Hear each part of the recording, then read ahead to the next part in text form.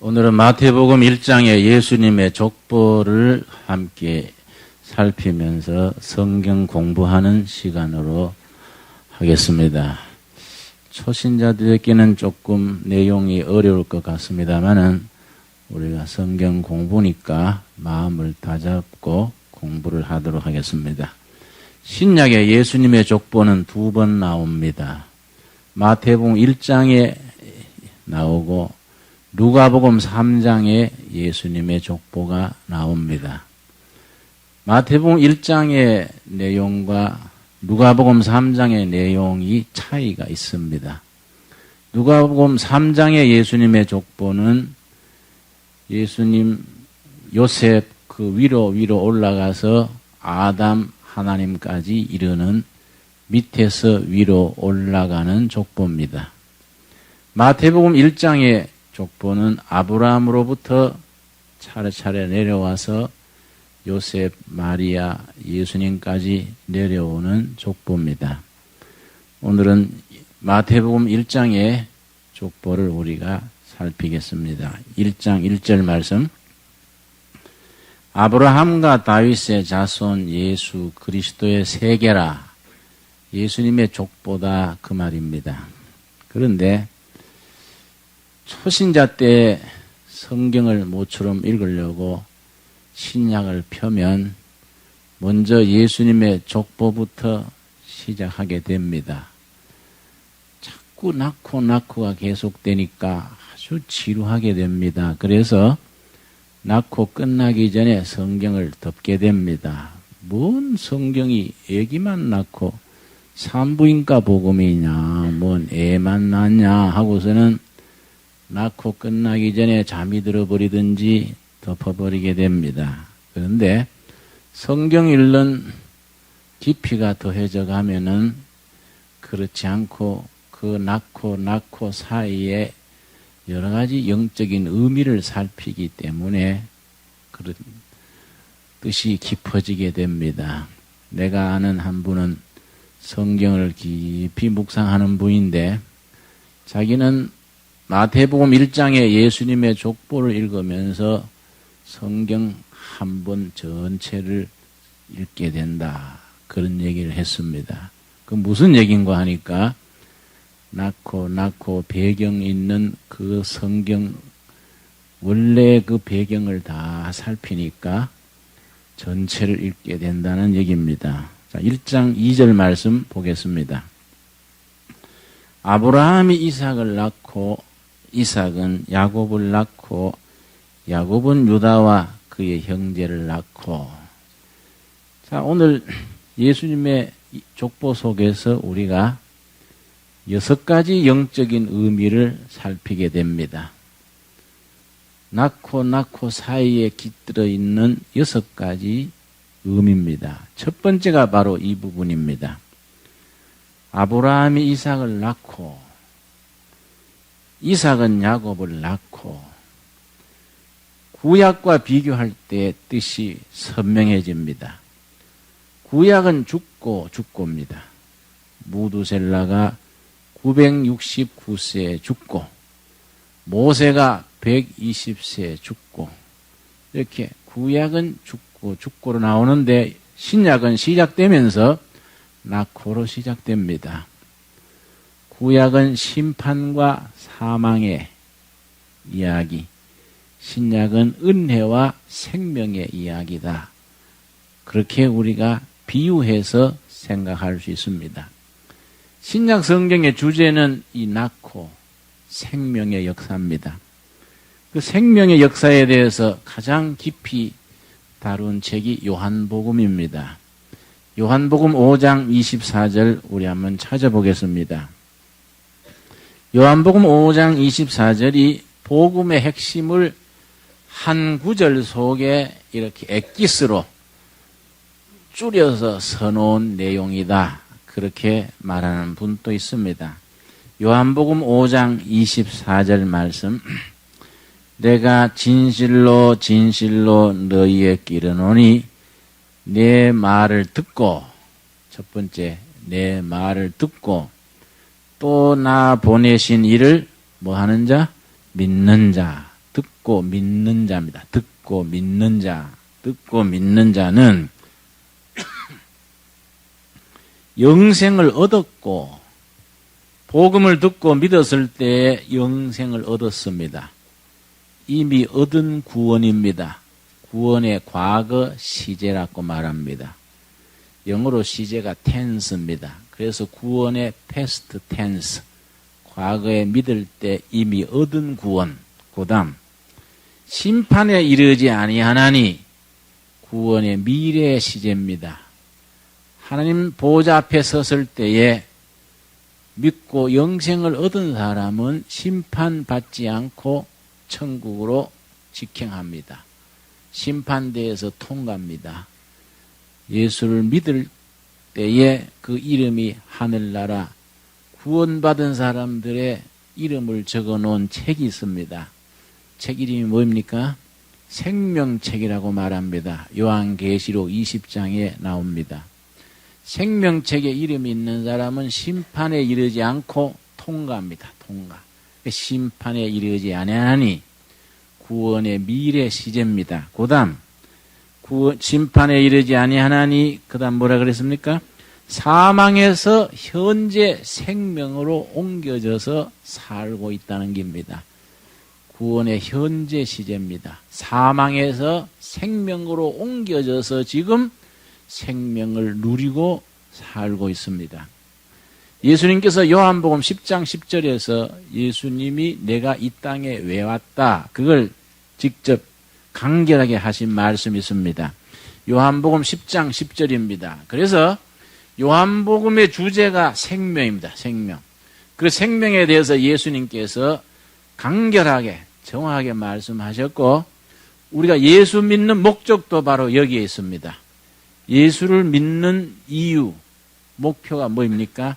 요한복음 10장 10절입니다. 도적이 오는 것은 도적질하고 죽이고 멸망시키려는 것뿐이요 내가 온 것은 양으로 뭐 얻었습니까? 생명. 내가 왜 왔느냐? 백성들이 양들이 생명을 얻게 하고 그 다음 더 풍성히 얻게 하려는 것이라. 예수님이 오신 목적이 우리가 생명을 얻어서 풍성하게 누리게 하려고. 우리가 예수를 왜 믿느냐? 예수 믿고 생명을 얻어서 넉넉하게 풍성하게 생명을 누리려고 예수를 믿습니다. 자, 요한복음의 마지막 부분에 요한복음을 왜 썼느냐? 그것도 같은 말입니다. 요한복음 20장 31절을 보겠습니다. 요한복음은 21장으로 되어 있습니다만은 성경학자들의 말로는 21장은 부록과 같은 내용이고 20장 31절이 요한복음의 결론에 해당하는 부분이라고 얘기합니다. 요한복음 20장 31절 말씀에 요한복음을 왜 기록했냐? 그 속에서 말하고 있습니다. 오직 이것을 기록함은 요한복음을 기록하는 것은 너희로 예수께서 하나님의 아들 그리스도이심을 뭡니까? 믿게 하게 하려 하며 예수는 그리스도다. 메시아다. 우리를 구원하시는 분이다. 그걸 믿게 하려 하며 그 다음 뭡니까? 또 너희로 믿고 그 이름을 힘입어 생명을 얻게 하려고 예수 믿고 생명을 얻게 하려고 요한복음을 내가 쓴다. 그런 요한복음을 기록한 목적입니다. 그래서 우리가 마태복음 1장에 예수님의 족보를 읽으면서 아브라함이 이삭을 낳고 이삭이 야곱을 낳고 야곱 낳고 날 때마다 생명의 역사를 마음에 묵상하면서 아멘으로 읽어야 합니다. 그런 것이 없이 읽으면 아이고 지겨워 그냥 건너뛰 버리기도 하고 잠이 와버립니다. 1장 되돌아가겠습니다. 마태복음 1장. 자, 두 번째로 우리가 마태복음 1장의 예수님의 족보를 읽으면서 우리 마음속에 깊이 새겨야 될 바가 뭐인가? 두 번째입니다. 1장 2절 다시 읽습니다. 아브라함이 이삭을 낳고 이삭은 야곱을 낳고 야곱은 유다와 그의 형제를 낳고 아버지가 아들을 낳고 아들이 아들을 낳고 계속 이어집니다. 이게 42대가 계속 이어갑니다. 여러분, 이게 성경의 특징입니다. 기독교 신앙의 가장 중요한 부분입니다. 기독교 신앙을 역사 신앙 그럽니다. 혹은 시간 종교라고 말합니다. 전 세계 종교는 두 가지로 갈라집니다. 공간 종교와 시간 종교입니다. 공간 종교의 대표는 불교입니다.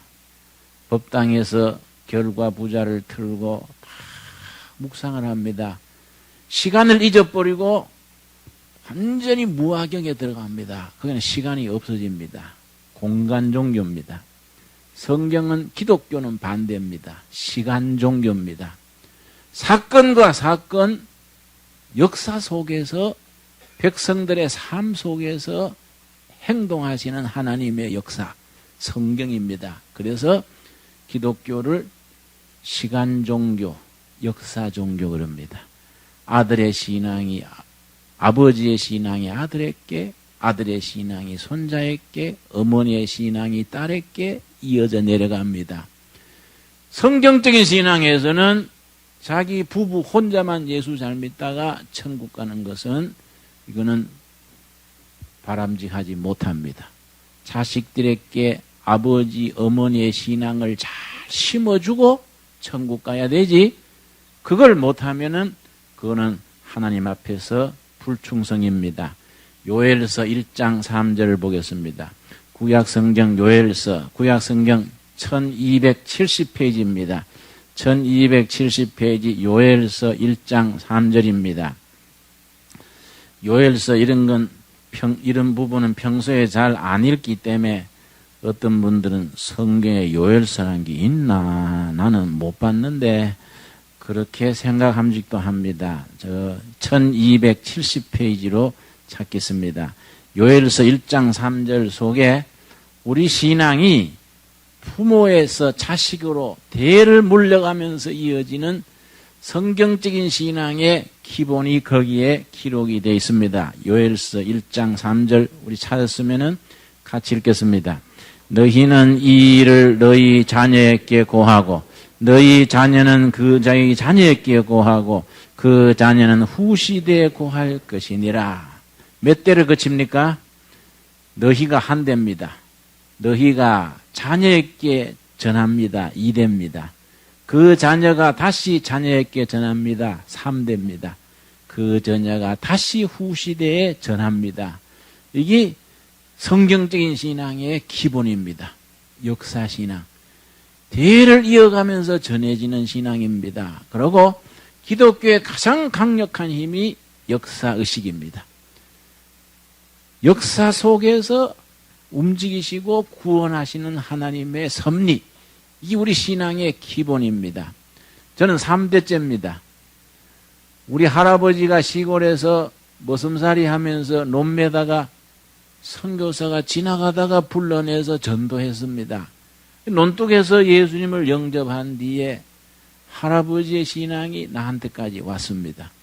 내 아들인 4대입니다. 아들이 결혼해서 아기를 낳으면 5대입니다.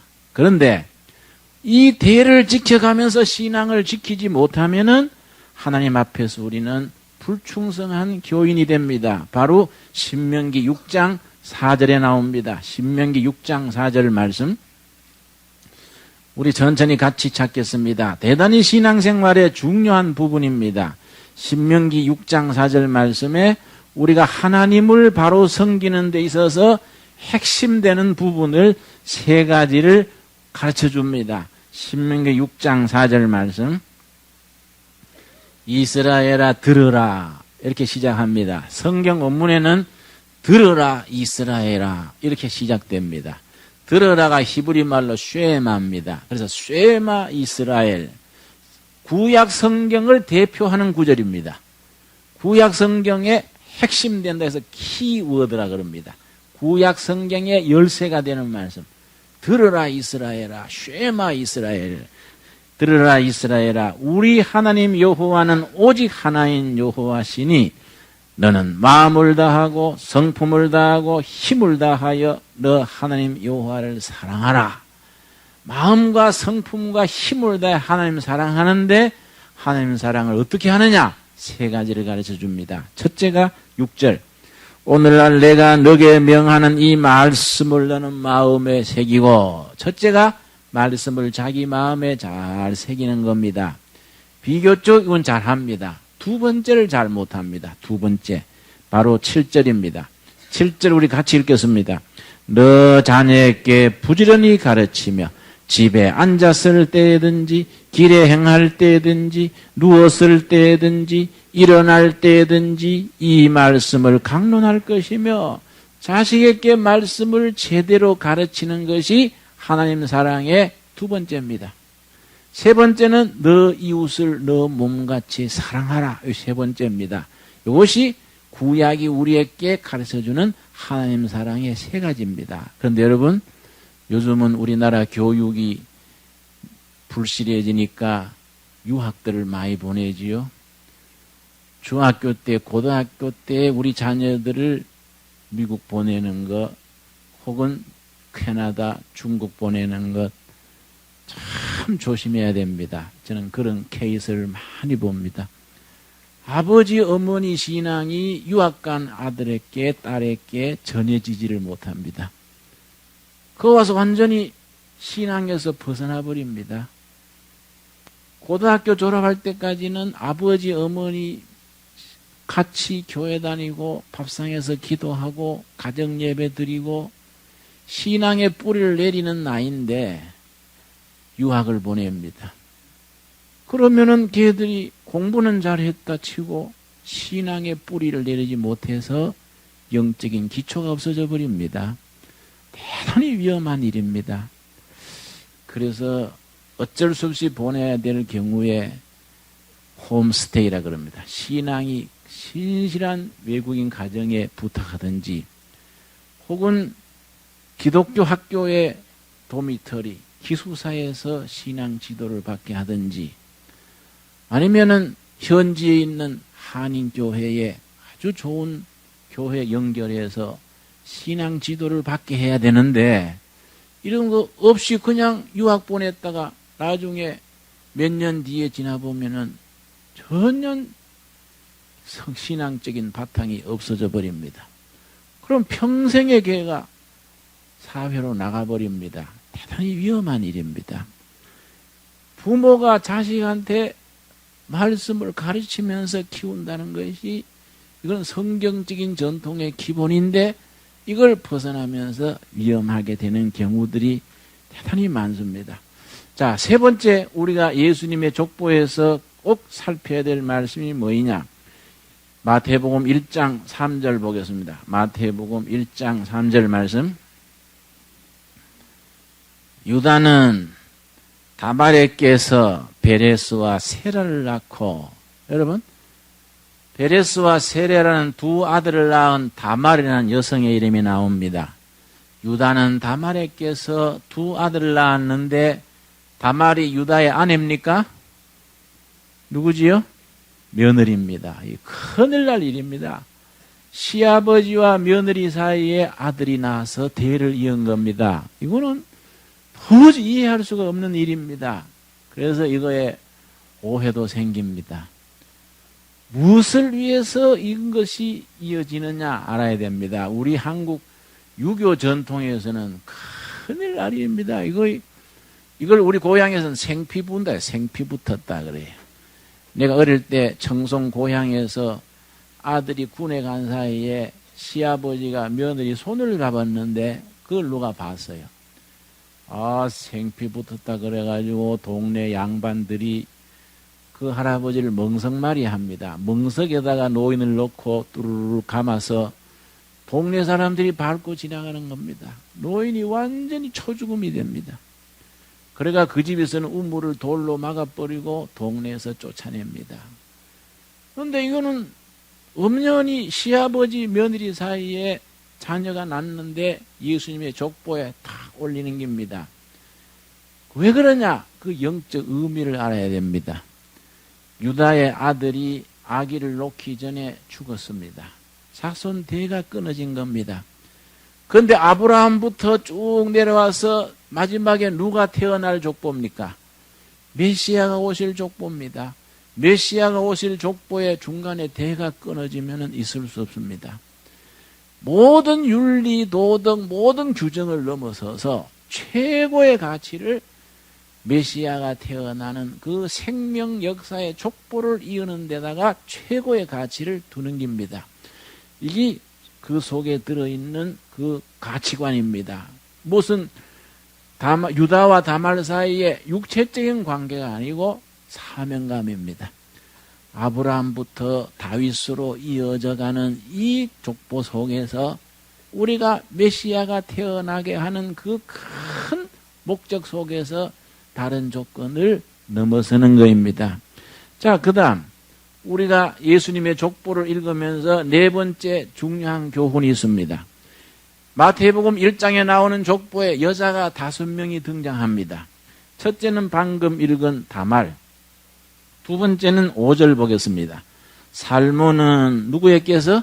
라합에게서 보아스를 낳고, 라합이 어떤 여성입니까? 화류계 여성입니다. 요즘 쉬운 말로 물장사하는 아주 화류계 여성인데도 예수님의 할머니 위에 할머니가 됐습니다. 그것도 이방 여자입니다. 세 번째 여성이 누굽니까? 살몬은 라합에게서 보아스를 낳고, 보아스는 누구에게서? 룻에게서 오벳을 낳고, 룻은 누굽니까? 저 모압 지방의 이방 여인입니다. 유대인의 전통에서는 이방인과 결혼하지 못하게 되어 있는데 모압에서 청산과부가 됐다가 시어머니를 모시고 왔는 그런 분입니다. 자, 그 다음 6절입니다. 이새는 다윗 왕을 낳으니라. 다윗은 누구지요? 우리아의 아내에게서 솔로몬을 낳고, 큰 말썽 많은 우리아의 아내 밧세바입니다. 제일 끝에 마리아까지 5명의 여자가 나오는데 마리아는 별도고 앞에 4여인의 특징이 뭡니까? 다 허물이 있고 하자가 있는 여인입니다. 술장사든 여인이거나 이방 여자거나 문제가 있습니다. 그런데 왜 예수님의 족보에 올려놨습니까? 나는 경주김씨인데요. 우리 가문의 족보를 보면은 내가 경주김씨, 경순왕 39대 손인가 그렇습니다. 그런데 거기에 보면요. 영의정 했는 거, 정승 했는 거, 과거 급제를 몇 명 하고, 이런 거 있지. 나쁜 얘기는 한마디도 없습니다. 한마디도. 좋은 자리 했는 거, 높은 벼슬 했는 거, 이거만 있습니다. 그런데 예수님의 족보는 왜 허물과 하자가 있는 여인들을 있어도 뺄 텐데 왜 넣어놨습니까? 이 성경에 가지는 가치입니다. 나는 성경의 이런 부분이 너무너무 좋아요. 구원의 역사는 잘난 사람, 엘리트, 도덕군자, 모범생을 위해서 이루어지는 역사가 아니다. 허물이 있고 하자가 있고 약점이 있고 문제가 있는 사람들 속에서 하나님의 자비와 사랑으로서 구원의 손길을 펴시는 겁니다. 아멘이 됩니까? 그래서 우리 희망이 있는 겁니다. 모범생 엘리트만 찾으면 우리 구원 바꿨습니까? 엘리트 좋아했던 사람은 누굽니까? 공자입니다. 공자. 당대의 석학들 3,000명을 제자노로 거느렸습니다.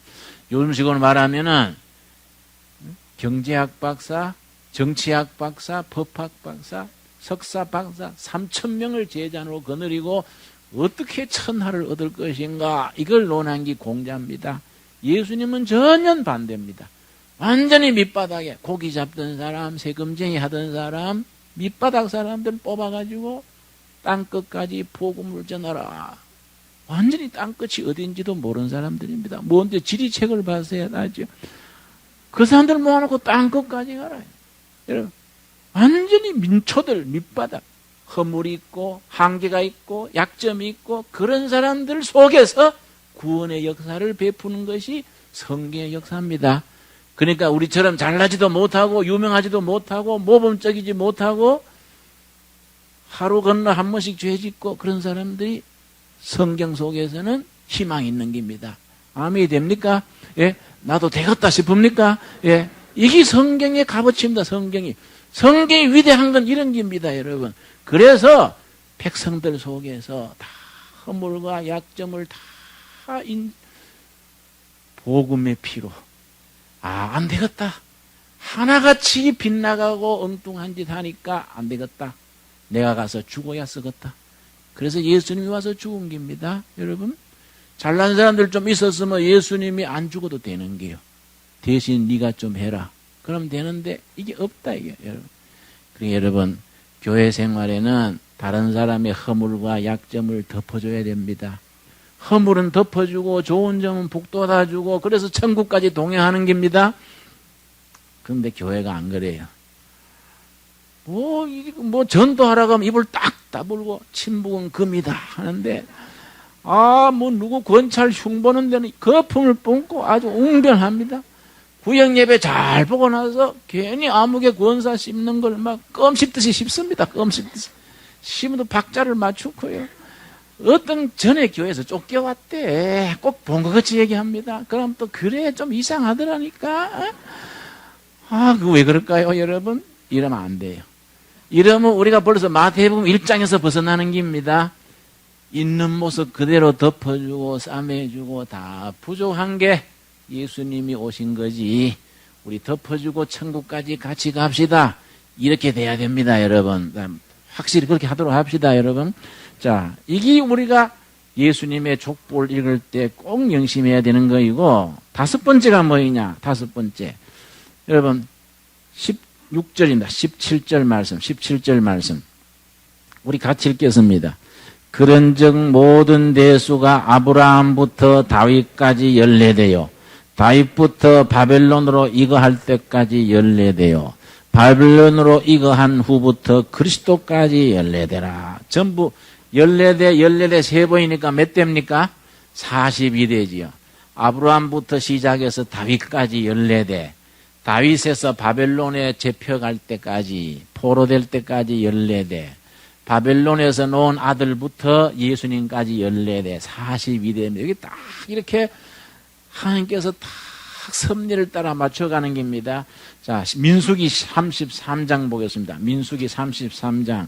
거기에 또 이 짝을 이루는 42대가 나옵니다. 민수기 34장. 구약성경 252페이지입니다. 자꾸 성경 찾으니까 고롭습니까? 예.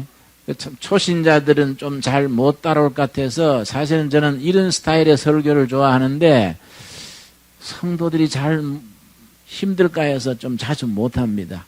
자꾸 성경 말씀에 우리가 들어갔다 나와야 하는데 자꾸 성경은 잘 모르고 뭐 예화나 이런 것만 들으면은 뿌리가 약해지지요.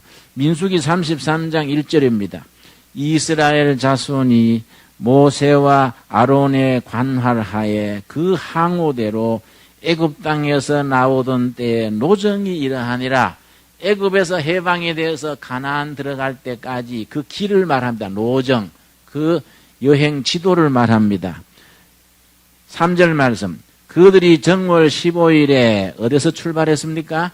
람세스에서 발행하여 출발하였으니 곧 6월절 다음 날, 첫 번째 6월절 그 다음 날 람세스에서 출발을 했습니다. 자, 5절 말씀. 이스라엘 자손이 람세스에서 발행하여 어디에 진을 쳤습니까? 숫곳에 진 쳤고, 숫곳에서 발행하여 광야 끝 어디입니까? 에담에 진 쳤고, 계속해서 나옵니다. 계속 진친 얘기 나오다가 48절 말씀. 아바림 산에서 발행하여 여리고 맞은편 요단 강가입니다. 어디입니까? 모압 평지에 진쳤으니 가나안 땅 들어가는 마지막 진친 데가 모압 평지입니다. 그래서 모세가 죽었습니다. 이 41번째 진쳤습니다. 거기서 모세가 죽고 모세가 죽은 사흘 뒤에 요수아가 지도자가 돼서 요단강 건너서 여리고성 맞은편에 진치입니다. 거기 42번째입니다. 딱 맞아떨어지게 그랬습니다. 자, 다시 말씀드립니다. 애굽에서 맨 처음에 어디서 출발했습니까? 람셋에서 출발해서 진치고 42번째 이스라엘 땅에 딱 들어가서 진쳤습니다. 자, 아브라함에서부터 이삭을 낳고 야곱을 낳고 예수님까지 14대 42대째에 예수님이 태어나는 겁니다. 이런 건 성경에서 뭘 말해주느냐?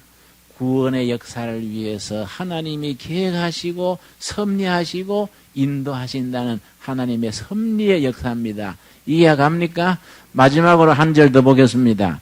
자, 마태복음 1장 16절 말씀. 야곱은 마리아의 남편 요셉을 낳았으니, 그 다음 누가 나옵니까? 마리아에게서 그리스도라 칭하는 예수가 나시니라. 마리아에게서 그리스도가 났다고 되어 있습니다. 그 위에 보겠습니다. 2절 보겠습니다. 아브라함이 이삭을 낳고, 아브라함은 남편이고 아브라함의 아내 누굽니까? 사레지요. 사레는 이삭을 낳고 아니지요. 아브라함이 이삭을 낳고 이삭은 야곱을 낳고 이삭의 아내는 누굽니까? 리브가지요. 그 사람들이 낳았다는 게 아니고 아브라함이 아들 이삭을 낳고 아버지 이삭이 아들 야곱을 낳고 돼 있는데 예수님은 요셉이 낳은 걸로 돼 있습니까? 요셉 얘기는 안 나오고 마리아에게서 예수님을 낳았다는 겁니다. 이게 이사야서 7장 14절하고 짝을 이룹니다. 이사야서 7장 14절 우리 한 절 더 찾겠습니다. 이사야서 7장 14절 말씀을 읽고 우리가 이걸 읽으면은 우리가 이해가 확실히 됩니다. 이사야서 7장 14절입니다.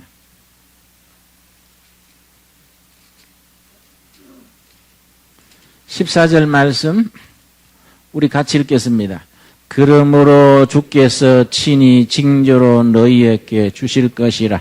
보라, 처녀가 잉태하여 아들을 낳을 것이요 그 이름을 임마누엘이라 하리라. 보라, 하나님께서 희망의 징조를 보여주십니다. 징조는 사인입니다. 사인. 하나님이 사인을 보여주신다. 무슨 사인이냐? 처녀가 임신하여 아기를 낳는다. 그 아기가 누구냐? 이 땅에 오신 하나님, 임마누엘 하나님 메시아다. 그리스도다. 그 얘기입니다. 그 처녀가 잉태하여, 그 처녀가 누굽니까? 마리아입니다. 그래서 예수님의 족보 맨 끝에 요셉이 그리스도를, 예수를 낳고가 아니고 마리아가 그리스도를 낳았다. 이해가 갔습니까? 여러분, 우리가 마태복음 1장 예수님의 족보를 읽으면서 지루하다 이러지 말고 그 속에 담겨있는 영적 의미를 하나하나 씹으면서 읽으면은 성경에 지루한 곳이 없습니다. 다 거기에 영적 교훈이 있고 가르침이 있고 우리가 그 말씀을 가슴에 담고 살고 열매 맺어서 하나님께 영광 돌릴 수 있게 되기를 바랍니다. 기도하겠습니다.